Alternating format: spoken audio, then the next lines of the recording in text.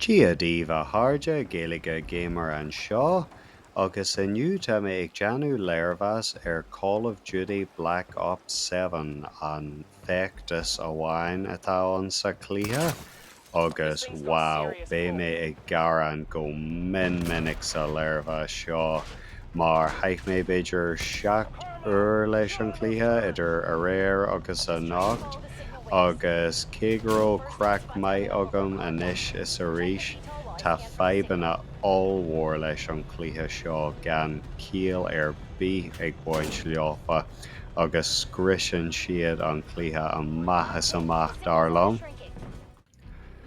An chéad fadhb mór a thugann tú faidéir ar dtús nuair a rinneann tú feachtas, tá lobby ann mar a bhéfa ag imirt ar líne.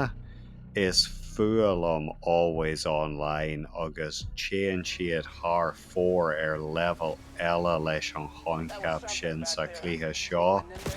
Níl a leithéid de ré mar chur ar sos sa cluiche seo. Mar shampla, thuaigh mé chun grimbí a fháil ar feadh cúpla buamáide a réir agus mé ag imirt, agus nuair a tháinig mé ar ais bhí an teachtarach seo ann ag rádú kicked from the server for inactivity. Kicked from the server agus mé ag imirt cluiche éonar ima éonar. Cé sa teocha tairsúil an seo a tharde. Chomh maith le sin tá an scéal seafóide ar fad.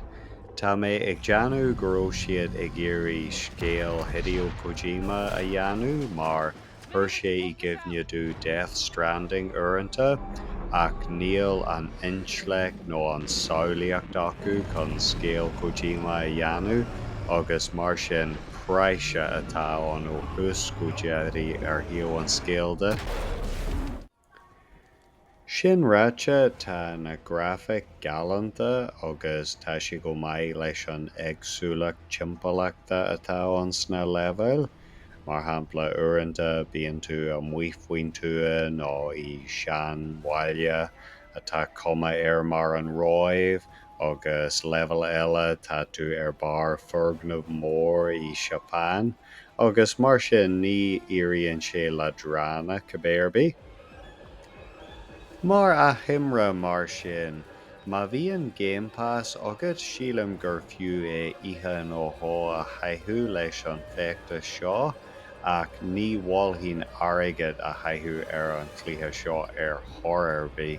Is dullaí a chreidhfuil fós sa bhliain seo go bhfuil cluiche ann gan ré chur ar sosán, dia samhail.